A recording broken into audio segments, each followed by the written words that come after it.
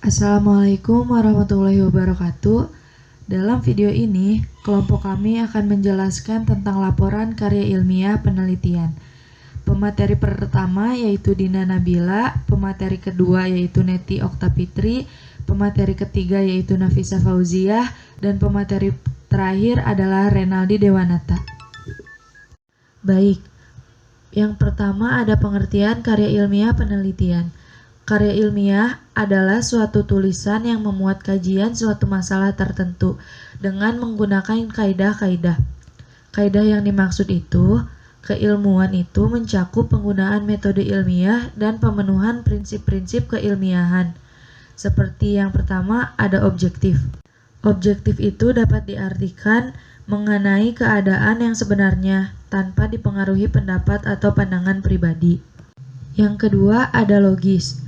Logis itu jadi sesuai dengan logika, benar menurut penalaran, atau bisa dibilang masuk akal. Yang ketiga ada empiris. Empiris adalah berdasarkan pengalaman atau terutama yang diperoleh dari penemuan, percobaan, atau pengamatan yang telah dilakukan. Yang keempat itu adalah sistematis. Sistematis itu teratur menurut sistem atau memakai sistem atau bisa juga dengan cara yang diatur baik-baik. Yang kelima ada lugas. Lugas mengenai yang pokok-pokok atau yang perlu-perlu saja, bersifatnya seperti apa adanya, terus tidak berbelit-belit. Yang keenam ada jelas. Jelas itu jadi terang, nyata, dan gamblang. Dan yang terakhir harus konsisten. Konsisten itu seperti tetap, tidak berubah-ubah. Nah, karya ilmiah juga merupakan karya tulis yang isinya berusaha memaparkan suatu pembahasan secara ilmiah yang dilakukan oleh seorang penulis atau peneliti. Ada penulis yang mendefinisikan tentang penelitian. Penelitian itu sebagai sebuah proses investigasi ilmiah terhadap sebuah masalah yang dilakukan secara terorganisir dan memiliki tujuan untuk menemukan jawaban atau pemecahan atas suatu beberapa masalah yang diteliti. Hasil dari penelitian itu dituangkan dalam karya tulis ilmiah. Assalamualaikum warahmatullahi wabarakatuh. Saya Neti Oktapitri akan menjelaskan materi tentang hal penting yang harus diperhatikan oleh penulis dalam membuat tulisan argumentasi. Hal penting yang harus diperhatikan dalam membuat tulisan argumentasi yaitu ada 7. 1. Mendasar pada fakta atau informasi, bukti, dan konstelasi faktual atau informasi. 2. Mempertimbangkan pandangan-pandangan atau pendapat-pendapat yang bertentangan. 3. Mengemukakan pokok persoalan dengan jelas. 4. Menyelidiki persyaratan-persyaratan yang masih diperlukan. 5. Mengandung kebenaran. 6. Menghindari penggunaan istilah yang dapat menimbulkan prasangka. 7. Memberikan batasan pada istilah yang dapat menimbulkan ketidaksepakatan. Itu saja yang dapat saya jelaskan. Terima kasih. Di sini saya akan menjelaskan tentang karakteristik karya ilmiah. Karakteristik karya ilmiah dibagi menjadi dua bagian, yaitu menurut Davis dan Cosenza 1993 dan sekarang 2003. Menurut Davis dan Cosenza 1993, karakteristik ada 6, yaitu yang pertama logis. Logis adalah merujuk pada metode dari argumentasi ilmiah, kesimpulan rasional diturunkan dari bukti yang ada. Yang kedua ada konseptual teoritis. Konseptual dan teoritis adalah ilmu pengetahuan mengandung arti pengembangan suatu struktur konsep dan teoritis untuk menuntun dan mengarahkan upaya penelitian. Yang ketiga ada kritis analitis, yaitu mendorong suatu kepastian dan proses penelitian untuk mengidentifikasi masalah dan metode untuk mendapatkan solusinya. Yang keempat ada objektif. Objektif adalah hasil yang diperoleh ilmuwan yang lain akan sama apabila studi yang sama dilakukan pada kondisi yang sama. Hasil penelitian dikatakan ilmiah apabila dapat dibuktikan kebenarannya. Yang kelima ada empiris. Empiris di sini yaitu metode ini pada prinsipnya berstandar realitas. Yang keenam ada sistematis. Sistematis mengandung arti suatu prosedur yang cermat. Suatu penelitian dikatakan penelitian ilmiah yang baik jika memenuhi kriteria. Yang kedua ada menurut Sekaran. Yang pertama adalah kejelasan tujuan. Kejelasan tujuan adalah sebuah penelitian ilmiah yang baik, yang memiliki tujuan dan fokus yang relevan, jelas, dan perlu. Yang kedua ada tingkat kehati-hatian. Tingkat kehati-hatian di sini yaitu sebuah penelitian ilmiah yang baik dengan tujuan yang jelas akan menjadi lebih rigor bila penelitian itu dilakukan dengan dasar teoritikal yang kuat serta rancangan metodologi yang baik dan benar. Yang ketiga ada teruji. Teruji adalah penelitian yang baik bila ide-ide solutif yang dikembangkan dalam penelitian itu dapat diuji tingkat kebenarannya. Yang keempat ada kemampuan untuk diulang. Penelitian yang baik adalah penelitian yang memiliki tingkat replikabilitas yang tinggi, yaitu bila penelitian itu dilakukan dengan instrumen yang sama akan mendapatkan hasil yang sama juga. Yang kelima ada ketetapan dan kepercayaan. Dalam penelitian sulitnya melakukan studi universal, melainkan hanya melalui sampel. Apabila bisa jadi sampel juga tidak dapat mereplikasikan karakteristik dari fenomena secara eksakt. Dua hal yang harus menjadi perhatian peneliti adalah derajat presisi dan derajat confidence dari penelitian. Yang keenam ada objektif. Objektif artinya kesimpulan yang ditarik haruslah didasarkan pada fakta dari temuan yang diturunkan dengan menggunakan data yang aktual dan bukan pendapat subjektif. Yang ketujuh ada kemampuan untuk digeneralisasi, yaitu adalah kemampuan sebuah penelitian menghasilkan lingkup aplikasi yang luas dari suatu organisasi ke organisasi yang lainnya. Yang terakhir ada penyederhanaan. Penyederhanaan di sini berhubungan dengan derajat kerumitan sebuah penelitian berikut variabel-variabel penelitian serta interrelasinya. Simplisitas dalam menjelaskan sebuah fenomena dan dalam menghasilkan solusi terhadap sebuah masalah tentu saja lebih dikehendaki dibandingkan dengan yang kompleks atau yang rumit. Setelah menjelaskan karakteristik karya ilmiah, di sini juga saya akan menjelaskan jenis karya tulis ilmiah. Yang pertama ada makalah. Makalah merupakan karya ilmiah yang menyajikan sebuah masalah yang penyelesaiannya mengandalkan berbagai macam data yang ada di lapangan. Karya ilmiah ini bersifat empiris dan juga objektif. Yang kedua ada artikel. Artikel dalam konteks jurnalistik, pengertian karya ilmiah artikel merupakan karya ilmiah yang memuat pendapat subjektif pembuatannya mengenai sebuah peristiwa ataupun masalah tertentu. Artikel dapat diartikan sebagai karya tulis yang sengaja dirancang untuk dimuat dalam jurnal ataupun kumpulan artikel yang dibuat dengan memperhatikan kaidah penulisan ilmiah. Yang ketiga ada skripsi. Skripsi merupakan karya ilmiah yang dibuat oleh mahasiswa untuk bisa mendapatkan gelar sarjana S1. Skripsi memuat tulisan berisi pendapat penulis dan mengacu ataupun berdasarkan teori yang telah diterbitkan sebelumnya. Yang keempat ada kertas kerja. Kertas kerja atau work paper pada dasarnya sama dengan makalah, namun dibuat dengan analisis yang lebih mendalam dan tajam serta dipresentasikan pada seminar atau lokal karya yang biasanya dihadiri oleh ilmuwan. Yang kelima ada paper. Paper adalah sebutan khusus untuk makalah di kalangan mahasiswa dalam kaitannya dengan pembelajaran dan pendidikan sebelum penyelesaian jenjang studi diploma S1, S2, dan S3. Sistematika penulisannya pun sama dengan artikel dan makalah tergantung panduan dan yang berlaku di perguruan tinggi yang bersangkutan. Yang keenam adalah tesis.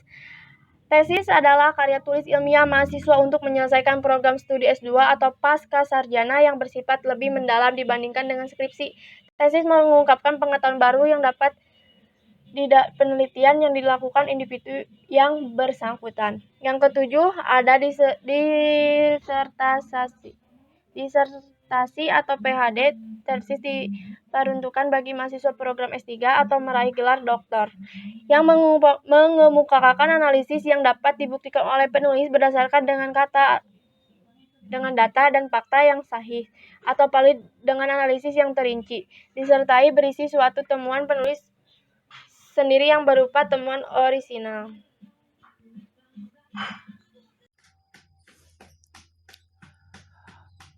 Untuk pemaparan selanjutnya akan disampaikan saya sendiri, Renaldi Dewanata, tentang unsur-unsur karya ilmiah.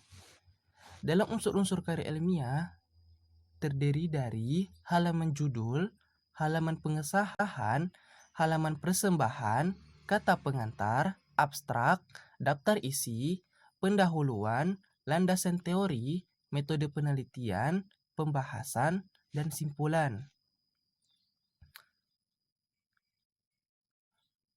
Untuk pertama, kita akan mulai dari halaman judul. Judul mempunyai fungsi untuk menarik minat pembaca. Judul berisi gambaran tentang isi karya tulis ilmiah yang disusun. Pada halaman judul ini, penulis harus mencantumkan nama penyusun, nama lembaga, tempat, serta tahun penyusunan karya tulis ilmiah yang disusun. Yang kedua, halaman pengesahan. Pada lembar pengesahan, penulis harus mencantumkan tim pembimbing, meliputi nama serta kedudukan tim pembimbing dalam karya tulis ilmiah. Yang ketiga, persembahan. Halaman persembahan bersifat relatif, boleh disertakan atau tidak, boleh juga. Pada halaman ini, dicantumkan penulis akan mempersembahkan karya tersebut untuk siapa. Yang keempat, kata pengantar. Pada kata pengantar, penulis hendaknya mengemukakan beberapa hal yang itu: A. Penjelasan tentang dalam rangka apakah penulis atau menyusun karya tulis ilmiah tersebut serta mengapa memilih bidang tersebut. B. Pertanggungjawaban mengenai penyusunan karya tersebut secara umum. C. Ungkapan terima kasih kepada pihak-pihak yang sudah berjasa selama penyusunan karya ilmiah tersebut. D. Harapan penulis terkait manfaat dari karyanya, baik itu untuk diri pribadi, pembaca, maupun untuk perkembangan ilmu pengetahuan. Kelima, abstrak. Abstrak berisi ringkasan karya ilmiah secara menyeluruh. Menulis abstrak bisa menjadi sebuah esai tentang karya ilmiah tersebut yang ditulis secara utuh dan tidak dibatasi oleh subjudul. Keenam, daftar isi. Daftar isi merupakan penyajian sistematik dari sebuah karya tulis ilmiah. Daftar isi mempunyai fungsi untuk memudahkan pembaca dalam mencari judul maupun subjudul dari karya tulis ilmiah yang ditulis tersebut. Pada bagian daftar isi, penulisan judul dan subjudul disertai dengan nomor halamannya. Penomoran pada halaman awal sebelum bab 1 menggunakan angka Romawi kecil, sedangkan pada halaman pertama bab 1 sampai halaman akhir digunakan angka. 7. Pendahuluan. Pendahuluan berada di bab 1 dan ditempatkan secara khusus. Pendahuluan meliputi latar belakang masalah, rumusan masalah, tujuan penelitian, dan manfaat penelitian. 8. Landasan teori. Landasan teori berada di bab 2 yang penjelasan tentang hasil telaah terhadap teori serta hasil penelitian yang telah ada serta relevan dengan karya tulis ilmiah yang ditulis. 9. Metode penelitian. Metode penelitian merupakan prosedur yang dilakukan dalam melakukan penelitian yang dibahas dalam karya ilmiah. Sedangkan teknik penelitian dapat diartikan sebagai cara khusus dalam memecahkan suatu masalah yang dibahas dalam karya tulis ilmiah tersebut. 10. Pembahasan. Pembahasan berada di bab 4 yang berisi judul dari hasil penelitian serta pembahasannya. Dalam bab ini dilakukan pengolahan data. Pengolahan data tersebut merupakan sorotan objektif terhadap masalah yang diteliti dalam karya tulis. Tolak ukur dalam mengolah data ini akan dikembalikan pada tujuan, teori, serta metode pengolahan data yang ada pada bab sebelumnya yang sudah dirumuskan. Terakhir, simpulan. Simpulan atau rekomendasi berada di bab 5 atau penutup. Pada bagian ini, penulis menyajikan rumusan singkat serta terpadu terhadap seluruh uraian yang sudah dijelaskan bab-bab sebelumnya. Simpulan dapat ditulis dalam bentuk butir-butir maupun dalam bentuk esai. Untuk pemaparan materi selanjutnya, yaitu dengan masih saya sendiri, Renaldi, tentang tata cara penyusunan karya ilmiah. Yang pertama, memilih topik dan tema. Yang kedua, mengumpulkan bahan, survei lapangan. Yang keempat, menyusun hipotesis. Yang kelima, merencanakan kerangka penulisan. 6. Penulisan karya ilmiah. 7. Penyuntingan, revisi, dan draft final. Oke. Untuk yang pertama, kita akan membahas tentang memilih topik dan tema. Ada beberapa hal yang perlu dipertimbangkan dalam pemilihan topik dan tema, yaitu yang pertama, isu-isu yang masih hangat, peristiwa-peristiwa nasional atau internasional. Yang ketiga, sesuatu, baik itu benda, karya, orang, dan lain-lain yang dikaitkan dengan permasalahan politik, pendidikan, agama, dan lain-lain yang bisa kita angkat sebagai topik dalam karya ilmiah tersebut. Yang keempat, pengalaman-pengalaman pribadi yang berbobot. Dalam pertimbangan ini, bila akan menulis karya ilmiah bidang pendidikan, maka yang menjadi pertimbangan adalah topik tentang pendidikan. Cara yang mudah untuk mencari topik adalah dengan membaca secara cepat berbagai sumber informasi, khususnya tentang pendidikan.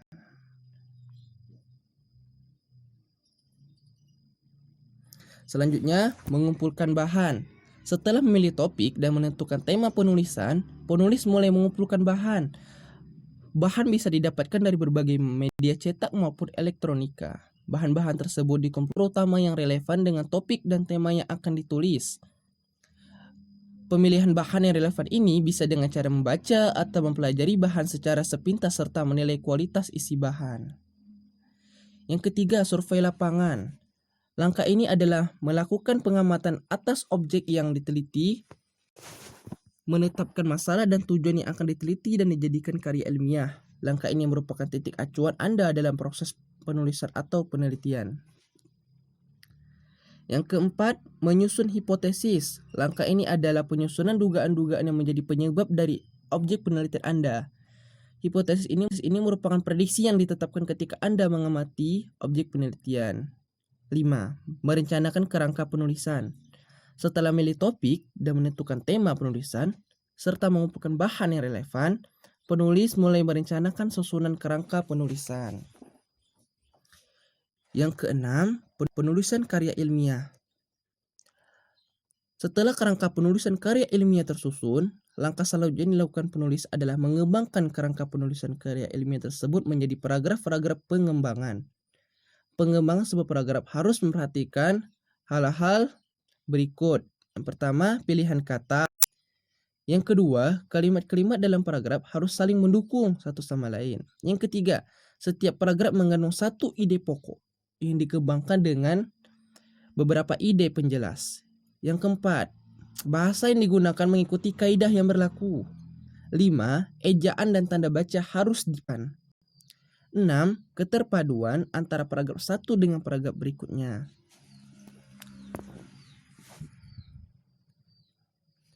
7. Terakhir, penyuntingan, revisi, dan draft final. Setelah kerangka dikembangkan menjadi beberapa paragraf dengan memperhatikan beberapa hal dalam pengembangannya, kegiatan berikutnya adalah penyuntingan. Penyuntingan ini dapat dilakukan oleh penulis itu sendiri, dapat juga dengan bantuan orang lain. Proses penyuntingan ini meliputi beberapa unsur, yaitu teknis penulisan, sistematika, ejaan dan tanda baca, kalimat, paragraf, bahasa, dan isi. Setelah melalui proses penyuntingan ini, penulis mulai merevisi karya tulisnya. Pada akhirnya, draft final karya tulis ilmiah tersebut dapat disusun dan dipublikasikan. Demikianlah yang mungkin dapat saya sampaikan. Saya mohon maaf apabila ada kata yang salah. baik dari tutur kata dan bahasa yang kurang berkenan. Akhir kata saya ucapkan wal hidayah. Wassalamualaikum warahmatullahi wabarakatuh.